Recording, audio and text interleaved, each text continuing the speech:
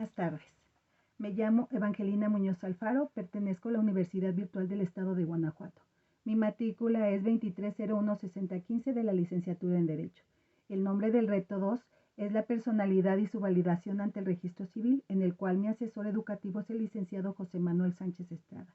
En este video les voy a comentar la investigación que llevé a cabo sobre los atributos de la personalidad y las actas expedidas por el registro civil. Primeramente quiero comentarles qué es un atributo de la personalidad.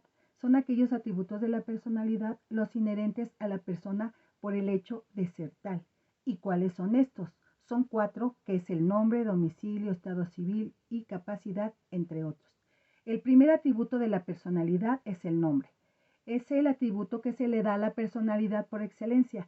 Nos sirve para individualizar a las personas, pues de acuerdo al artículo 18, derecho al nombre, de la Convención Americana sobre Derechos Humanos, la cual dice a la letra que toda persona tiene derecho a un nombre propio y a los apellidos de sus padres o al de uno de ellos.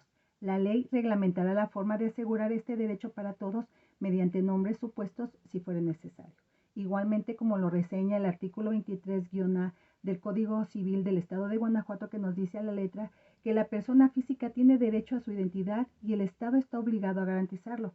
En todos estos artículos se encuentra destacado el nombre propio, pues por lo regular este se establece cuando uno nace, por lo tanto es un punto importante de los atributos de la personalidad, ya que sin este sería una tarea imposible, pues no se podría distinguir una persona de otra en su persona.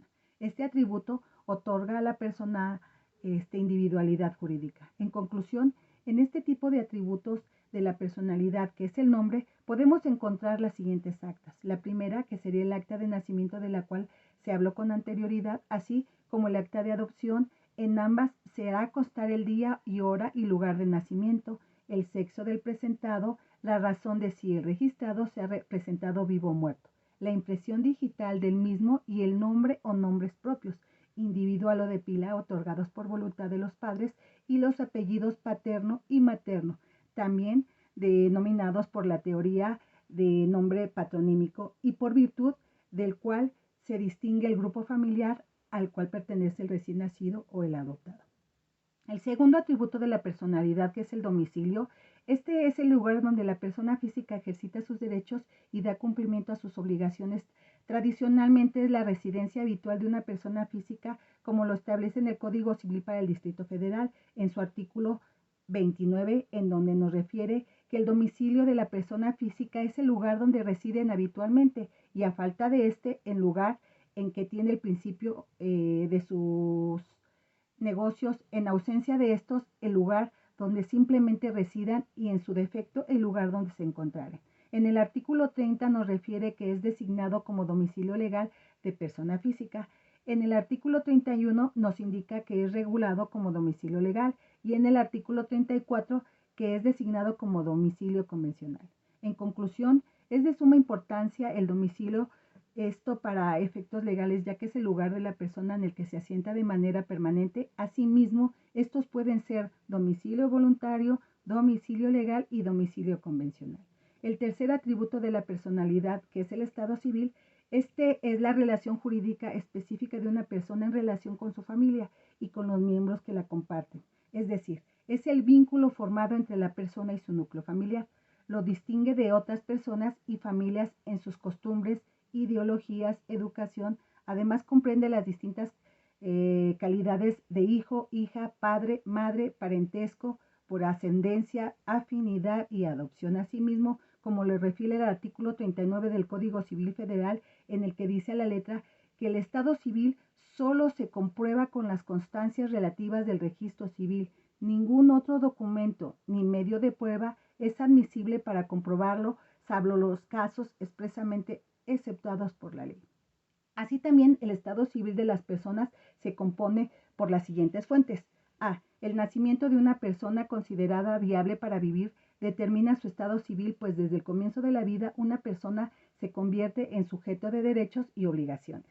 B. La nacionalidad de una persona la vincula con el estado al que pertenece y con cada uno de sus miembros. C. La edad interviene en el desarrollo de la persona, provocando cambios físicos y mentales reglamentados por la norma jurídica para reconocer los derechos y obligaciones adquiridos por la capacidad del menor de edad, del emancipado y del mayor de edad.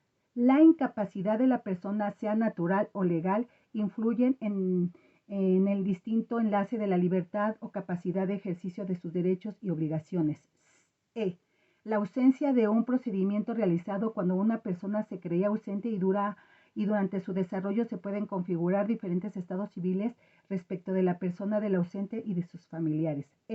El sexo ya no es un impedimento para que la mujer pueda ejercer sus derechos y cumplir con sus obligaciones, no solo ante cualquier particular, sino con la familia y el Estado. El matrimonio es la fuente por excelencia de cambios en el estado civil y causa esencia de la vida social y política. Asigna los derechos y obligaciones para con la familia, a los solteros, a la madre, al padre, a los hijos y a sus demás miembros. En conclusión, en el artículo 37 del Código Civil del Estado de Guanajuato, en donde nos refiere que los oficiales del registro civil tienen a su cargo autorizar los actos del Estado civil y extender las actas relativas a nacimientos y matrimonios y defunciones, así como realizar las anotaciones en las actas respectivas de reconocimiento de hijos, adopción simple, divorcio e inscripción de las ejecutorias que declaren la ausencia, la presunción de muerte, la tutela y la pérdida o limitación de la capacidad legal para administrar bienes.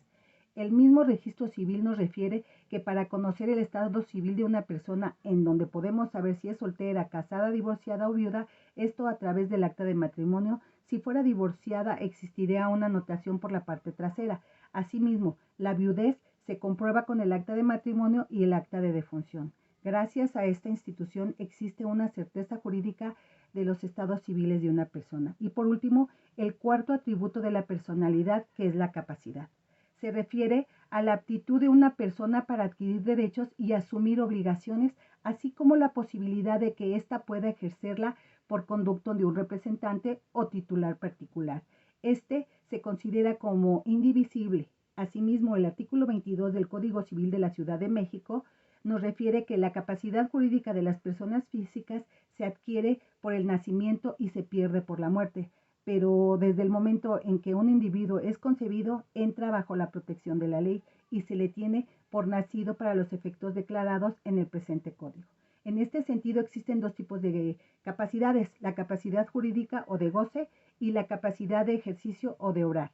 La capacidad jurídica o de goce, que es la aptitud de una persona para ser titular de derechos y obligaciones desde el momento en que se nace, es viable y hasta su muerte. La capacidad de ejercicio o de obrar es la aptitud de una persona para ejercer y hacer valer sus derechos y cumplir con sus obligaciones por sí misma. Además, es graduable debido a que se adquiere mayor capacidad de obrar a medida que la persona aumenta su edad. La capacidad de ejercicio va de la mínima a la máxima. La mínima se presenta con el nasciturus y la máxima le corresponde al mayor de edad que se encuentra en pleno ejercicio de sus derechos y obligaciones. En conclusión, entendemos que la capacidad se adquiere por el nacimiento y se pierde con la muerte de la persona. Asimismo, es claro que quienes tienen capacidad son las personas físicas, dejando excluidas a las personas morales. Esta capacidad es gradual y puedes adquirir mayor capacidad de derechos.